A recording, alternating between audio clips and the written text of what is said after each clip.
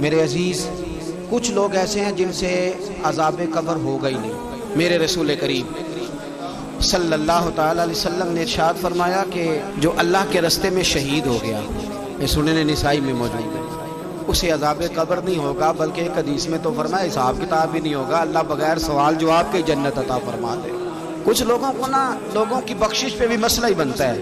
کہ کوئی بخشا نہ جائے۔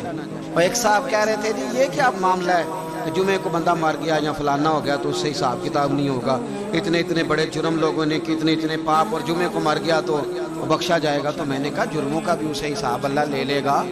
لیکن میاں حساب کتاب کی ڈیوٹی نہ اللہ کی ہے تو بہتر یہ ہے کہ اسی کے ہاتھ میں رہے، تو نہ اپنے ہاتھ میں لینے کی کوشش کر۔ سنن ترمذی کی حدیث،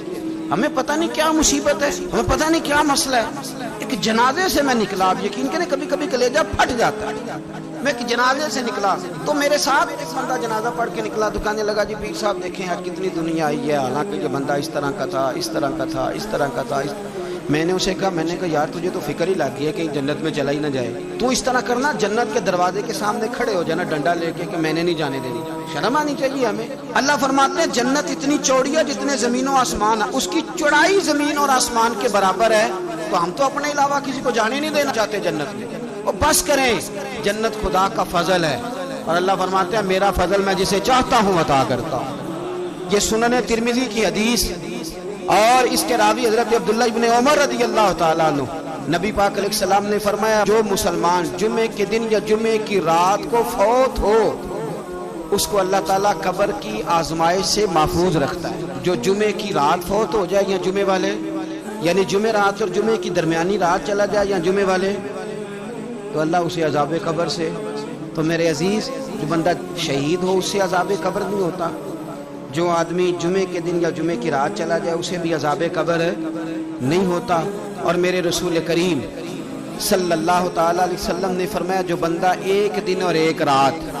یہ حدیث صحیح مسلم میں، سنن ترمذی میں، مصنف عبدالرزاق میں موجود ہے، ایک دن اور ایک رات اللہ کی رضا کے لیے اسلامی سرحد پہ پہرا دے۔ میں اور آپ سوئے ہوئے ہیں، لیکن وہ لوگ جو فوجی بارڈروں پہ کھڑے ہیں، دیکھو مدینے والے محبوب کس کس پہ کرم فرماتے ہیں۔ ساری عمر نہیں، 24-25 سال کی سروس نہیں، فرمایا ایک دن اور ایک رات اللہ کی رضا کے لیے جو اسلامی سرحد پر پہرا دے، مسلمانوں کو کافروں سے بچائے، رب اسے عذاب قبر نہیں دے گا، اسے اللہ تعالیٰ اپنے فضل سے معاف فرما دے گا۔ ایک رات اور ایک، آپ کیا سمجھتے ہیں کہ ان فوجیوں کی کوئی چھوٹی شان ہے، ان کا کوئی چھوٹا مرتبہ ہے؟ ایک دن اور ایک رات اگر یہ پہرا دیں تو اللہ انہیں اتنا انعام عطا کرتا ہے۔ اسی طرح سن لو، یہ ذرا غور سے سننا، ابن ماجہ کی حدیث، اور اس کے علاوہ مسند ابو یعلا میں موجود حدیث کے راوی حضرت ابو ہریرہ رضی اللہ تعالی عنہ،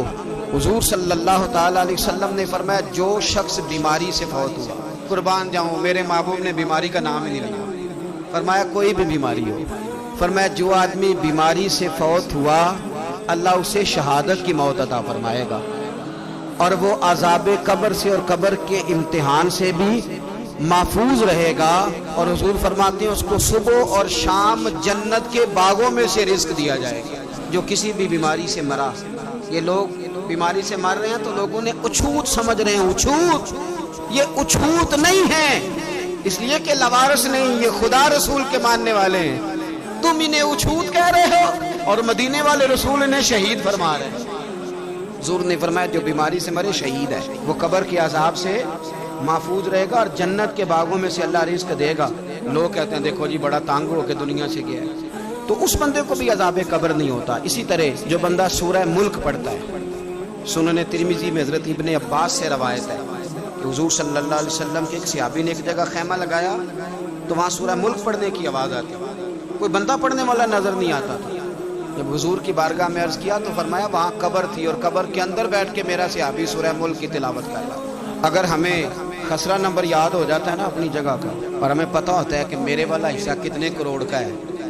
اگر ساری کہانیاں ہمیں یاد ہوتی ہیں تو سورہ ملک بھی ہمیں یاد ہو سکتی ہے۔ موبائل پہ اس کو ریکارڈ کر لیں، پھر اس کو سنیں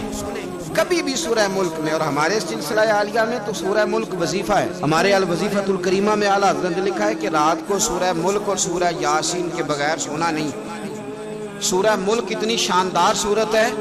کہ نبی پاک صلی اللہ علیہ وسلم نے فرمایا یہ قیامت کے دن اللہ کی بارگاہ میں ناز سے جھگڑا کرے گی اور کہے گی اے اللہ